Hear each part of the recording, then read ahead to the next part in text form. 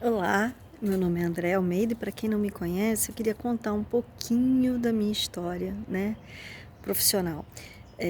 Comecei minha carreira em RH há muitos anos atrás, desenvolvi uma carreira dentro de consultorias e até empresas, né, e num determinado momento da minha vida, em função de estar tentando me adaptar a uma cultura muito mais agressiva do que a que eu estava habituada, eu sofri um burnout. E esse burnout me levou a um estado de depressão, aonde eu vivia em torno dos, sei lá, uns 5 anos em estado depressivo, tentando recuperar uma carreira que eu olhava para aquilo, apesar de eu entender que não fazia mais sentido na minha vida, eu ainda assim estava tentando recuperar essa carreira, porque eu não sabia para onde ir. Eu realmente estava completamente perdida no meu caminho, o que eu tinha que fazer. Eu entendia que o RH não estava fazendo mais sentido, mas eu não sabia fazer mais nada. E além disso, ou pelo menos eu achava que eu não sabia, e além disso, eu não via caminho. E aí, enfim, por muito tempo eu ainda me forcei a ir para RH, trabalhar em empresas, em consultoria, e aquilo foi me apagando cada vez mais.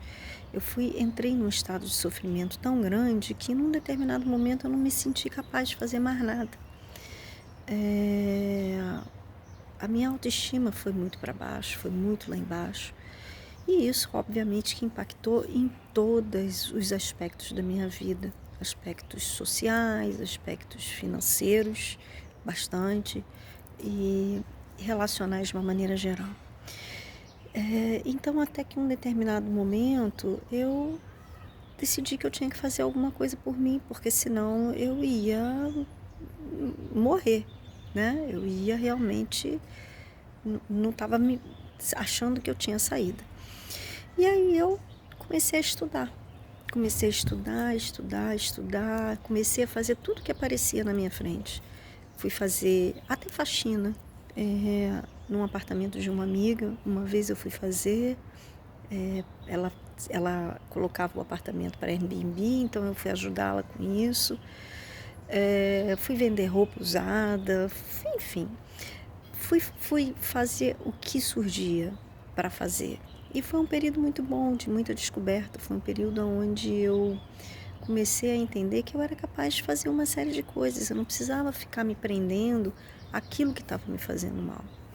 E aí foi que eu comecei a resolver. Eu falei assim, caramba, eu sou psicóloga, eu tenho uma formação em psicologia, por que não? E eu gosto de pessoas, eu gosto de ajudar, então por que não ir, né? Por que não me dedicar a isso um pouco? E aí foi que eu voltei a estudar. E aí no começo eu continuei trabalhando em RH porque era o que me dava sustento, mas já entendendo que RH era alguma coisa, o sentido de RH era o de me manter financeiramente para que eu pudesse atingir um outro aspecto da minha vida. E aí eu fui fazer psicologia transpessoal, minha primeira formação. Aliás, antes disso eu fiz programação neurolinguística, que me abriu um leque de pensar na minha vida, de pensar nos meus talentos, de pensar no que eu poderia fazer.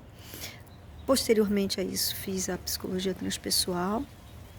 E aí já aí dentro da psicologia transpessoal, comecei a atender, embora ainda fizesse muito trabalho de RH.